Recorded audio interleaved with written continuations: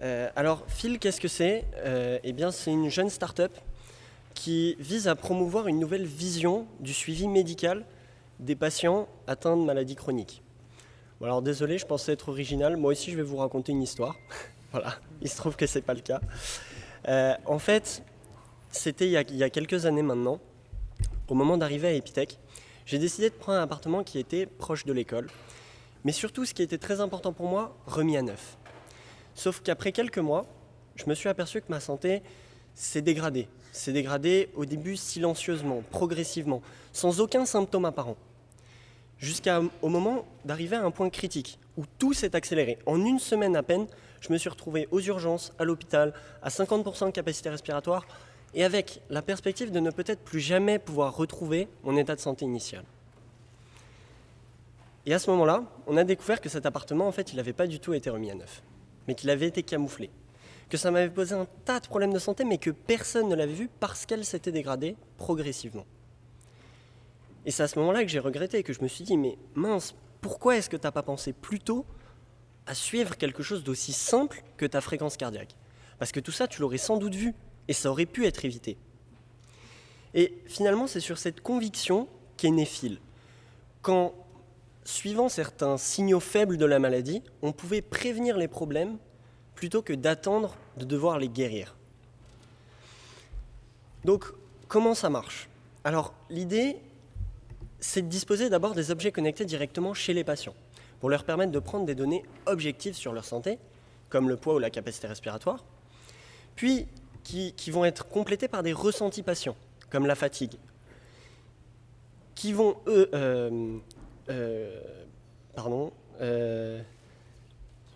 qui vont également être des ressentis patients qui vont être consultables d'abord par le patient avant tout, chose la plus importante, mais qu'il va pouvoir partager avec son équipe soignante.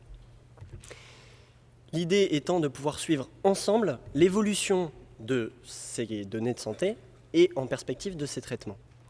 Alors, en fait, l'idée, c'est d'apporter une nouvelle vision du suivi médical, je l'ai dit tout à l'heure. Eh bien, l'idée là, c'est que le patient devient le pilote de son propre suivi médical et le premier acteur de soins, finalement, de sa santé. Alors là, ça ne suffit pas, parce que l'idée, ce n'est pas juste de récupérer des données, c'est d'avoir des données qui soient pertinentes et donc validées par l'équipe médicale, donc de mettre en place des processus en amont avec l'équipe soignante.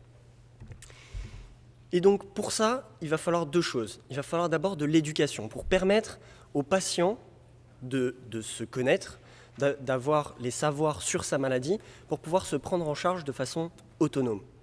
Et ensuite, de ce partenariat en fait, patient-équipe médicale, il va sortir tout un bénéfice qui va être autour de justement, par une expérience en vie réelle, une adaptation de son suivi et donc de son soin à son projet de vie.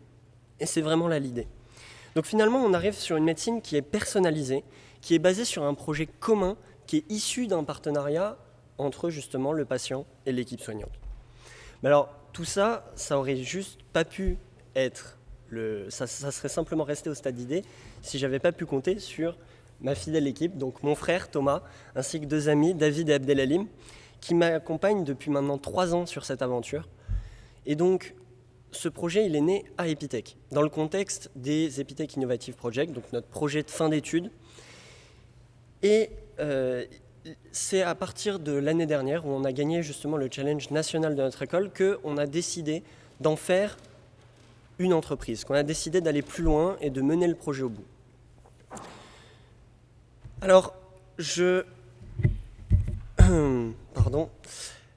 alors, depuis, on a eu l'opportunité, notamment, de participer à plusieurs événements, donc notamment le Sustainable Brands Paris, où on a fait la rencontre de Sophie Cluzel, donc secrétaire d'État responsable des personnes handicapées, à qui on a pu pitcher notre projet, justement. Ensuite, on a participé également à la première édition d'un challenge national interécole, où on représentait le groupe Ionis, où du coup, ça s'est très bien passé.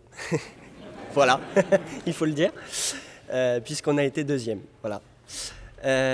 Ensuite, sur l'AI for Good, on a rejoint un groupe de réflexion sur la santé justement et sur l'intelligence artificielle aussi qui nous concerne indirectement vu qu'on parle de données de santé, donc sous l'égide des Nations Unies. Et enfin, plus récemment, à l'ECFS Conference, c'est-à-dire le congrès européen de la mucoviscidose, qui réunit les professionnels, aussi bien chercheurs, soignants, de la mucoviscidose du monde entier, donc d'Europe, mais aussi des États-Unis, d'Australie, avec qui on a pu partager justement cette vision et pour lesquels on espère avoir des partenaires européens justement pour la suite.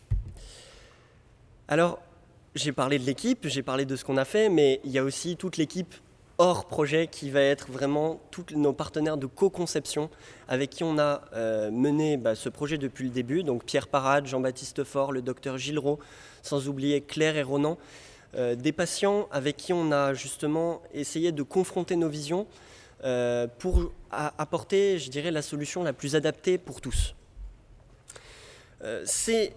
On a aussi eu la chance, via notre réussite au challenge, de gagner une incubation auprès de Creative Valley, qui a été pour nous un véritable berceau d'échange avec une communauté de professionnels qui nous a permis d'avancer plus loin. Et enfin, une dernière dimension de cette aventure humaine aura été l'accompagnement par le Forum des Living Labs en santé et autonomie, qui nous a beaucoup aidé, notamment quant à la formulation de notre vision et de la psychologie finalement de notre solution. Alors rapidement, un petit point sur l'avancement.